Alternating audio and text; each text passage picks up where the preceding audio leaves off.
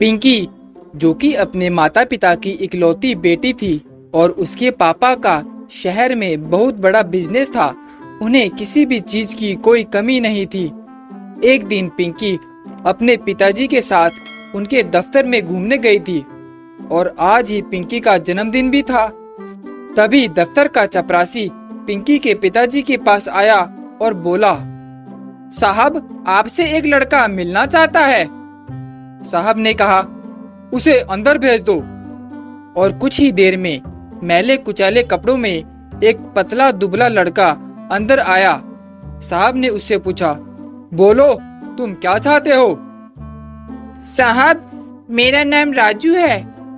मुझे कोई छोटा मोटा काम चाहिए साहब। मैं पास ही में नाले पर बनी झोपड़ी में रहता हूँ और कुछ समय पहले मेरे पिताजी का स्वर्गवास हो चुका है। मैं सफाई का काम बहुत अच्छे से कर लेता हूँ। पिंकी के पिताजी ने थोड़ी देर कुछ सोचा और लड़के से बोले, यह लो 100 रुपए। जब कोई काम होगा तो तुम्हें बुला लिया जाएगा।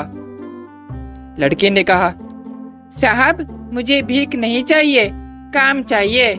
और ऐसा कहकर वह लड़का वहां से चला गया। यह सब पिंकी बड़े ध्यान से देख रही थी। पिंकी को पिताजी का व्यवहार अच्छा नहीं लगा।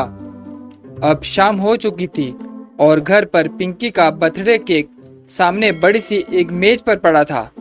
पिताजी ने पिंकी को केक काटने के लिए कहा, परंतु पिंकी ने कहा, पिताजी, मैं केक तभी काटूंगी जब आप मेरा जन्मदिन का मनचाहा उपहार देंगे। पिताजी ने कहा, बोलो बेटा, तुम्हें क्या चाहिए? पिताजी, मैं चाहती हूँ कि आप राजू को काम पर रख लीजिए। यही मेरे जन्मदिन का उपहार होगा। ठीक है बेटा, मैं राजू को कल से ही काम पर रखने का वादा करता हूँ। और इसके बाद पिंकी ने बहुत प्रसन्न होकर केक काटा।